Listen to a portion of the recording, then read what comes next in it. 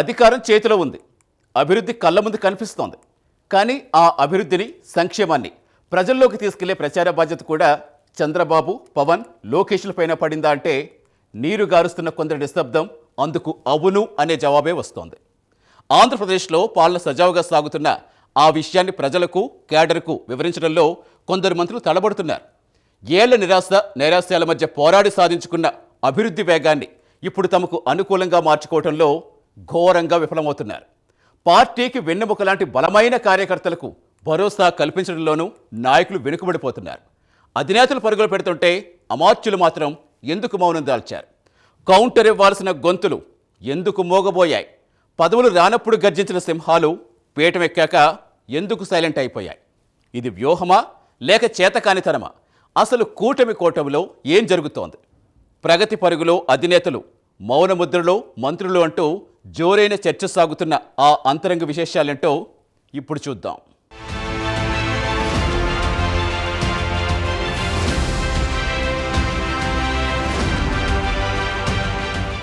ఆంధ్రప్రదేశ్ రాజకీయం ఊహించని మలుపులు తిరిగింది.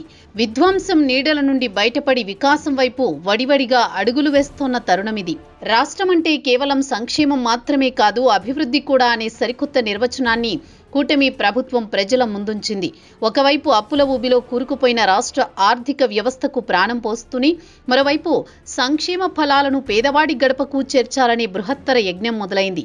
కేంద్రం నుంచి పెట్టుబడుల ప్రవాహం, ఆగిపోయిన సాగునీటి ప్రాజెక్టులకు మోక్షం, పారిశ్రామిక వాడల్లో పుంజుకున్న యంత్రాల చప్పుడు, ఐటీ రంగంలో కొత్త ఆశలు వెరసి ఏపీ ఇప్పుడు జోడెడ్ల బండిలా పరుగులు పెడుతోంది.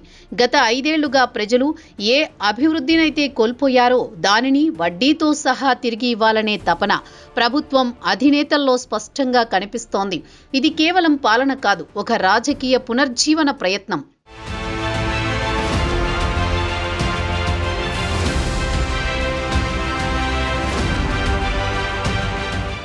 కానీ ఈ మహాయజ్ఞంలో అసలు బరువును మోస్తున్నది ఎవరు? ఈ ప్రశ్నకు సమాధానం వెతికితే కనిపించేది కేవలం 3 ముఖాలు మాత్రమే.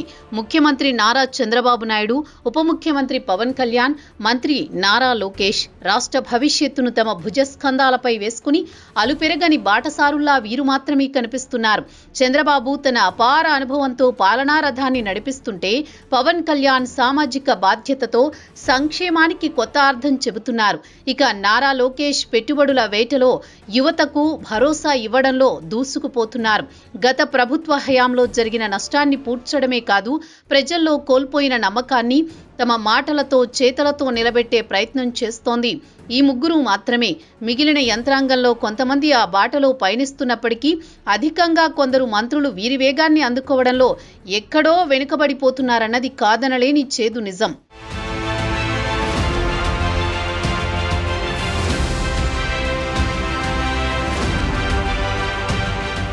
ఒకప్పుడు ప్రతిపక్షంలో ఉన్నప్పుడు సింహంలా గర్జించిన గొంతులు ఇప్పుడు అధికార పీఠం ఎక్కగానే ఎందుకో మూగబోయాయి.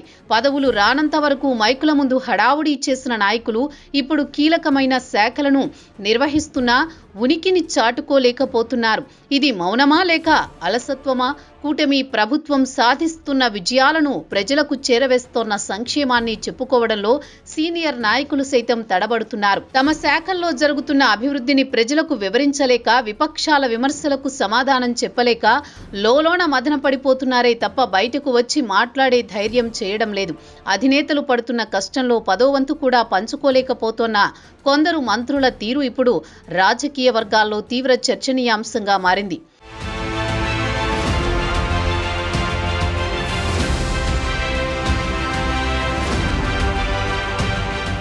రాజకీయాల్లో వ్యూహాలు, ప్రతివ్యూహాలు సహజం. ఏ పార్టీ అధికారంలో ఉన్నా విమర్శలు తప్పవు. ప్రస్తుతం విపక్ష వైసీపీ ప్రభుత్వంపై మాటల తూటాలు పేలుస్తోంది. అవకాశం దొరికినప్పుడల్లా ప్రభుత్వంపై విరుచుకు పడుతోంది. కానీ ఆ ఆరోపణలను తిప్పికొట్టడంలో ప్రభుత్వం తరపున బలమైన కౌంటర్ పడడం లేదు.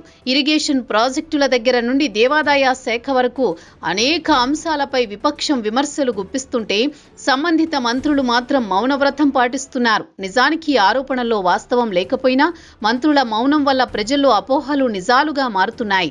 తమ శాఖపై బురద జల్లుతున్నా స్పందించలేని నిస్సహాయత కొందరు మంత్రుల్లో కనిపిస్తోంది. యుద్ధం జరుగుతుంటే కత్తిపట్టి పోరాడాల్సిన సేనానులే వెనకడుగు వేస్తే రాజు పరిస్థితి ఏంటి అన్నట్లుగా ఉంది కొందరి మంత్రుల తీరు.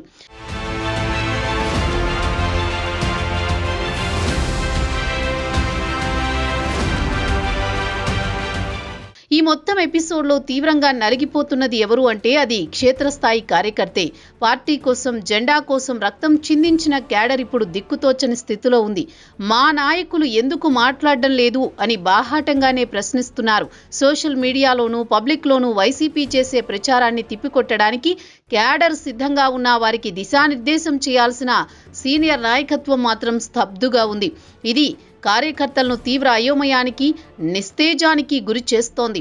ప్రభుత్వం మంచి చేస్తోంది, కానీ అది జనంలోకి వెళ్లడం లేదు. దీనిని చూసి తట్టుకోలేక మనం సాధించింది కూడా మనం చెప్పుకోలేకపోతున్నామా అని సీనియర్ ఎమ్మెల్యేలు సైతం ఆవేదన వ్యక్తం చేస్తోన్న పరిస్థితి. నాయకుల మౌనం కార్యకర్తల మనోస్థైర్యాన్ని దెబ్బతీస్తోందన్నది క్షేత్రస్థాయి వాస్తవం.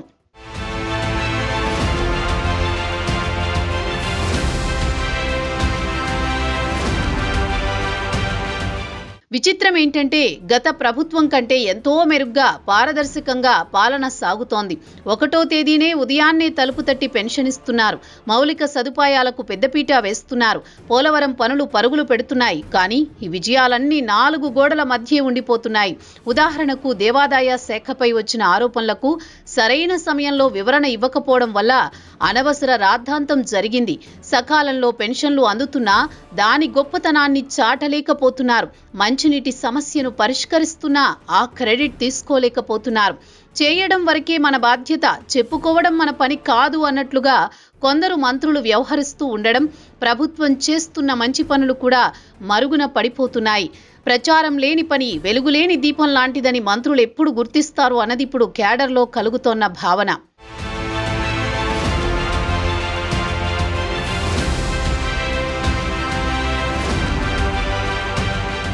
పరిస్థితిని గమనించిన ముఖ్యమంత్రి చంద్రబాబు నాయుడు ఇక లాభం లేదని తానే స్వయంగా రంగంలోకి దిగాల్సి వచ్చింది. క్షేత్రస్థాయిలో ప్రభుత్వ పనితీరును ప్రజలకు, కార్యకర్తలకు తెలియచేయాలని నేరుగానే చెప్పారు. మరోవైపు ప్రభుత్వం చేస్తున్న అభివృద్ధి మంత్రాన్ని ప్రజల్లోకి చేరవేసే బాధ్యతకు వేదికగా టీడీపీ కార్యాలయం మారింది. అధికార ప్రతినిధులతో మీడియా సమావేశాలు నిర్వహిస్తూ విపక్షాల ఆరోపణలకు చెక్ పెడుతున్నారు. ప్రభుత్వ పనితీరును ప్రజల్లోకి తీసుకువెళ్లడంలో మంత్రులు విఫలమైన లోటును బ్యాలెన్స్ చేసేందుకు ఇది ఎంతగానో ఉపయోగపడుతుంది. కానీ ఇది ఎంతకాలం సాధ్యమనేది ఇప్పుడు కార్యకర్తల మౌన వేదన.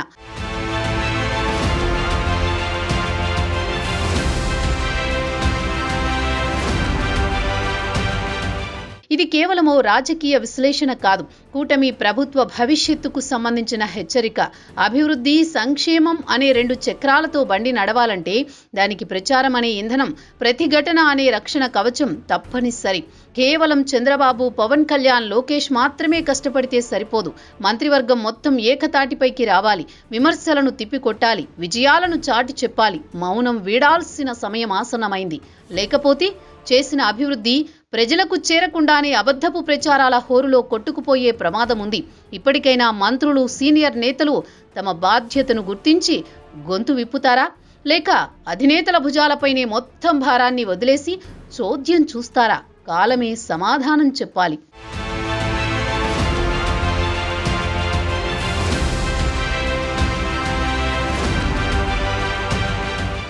నిజం గడప దాటిలోపే అబద్ధం ఊరంతా తిరిగొస్తుందట.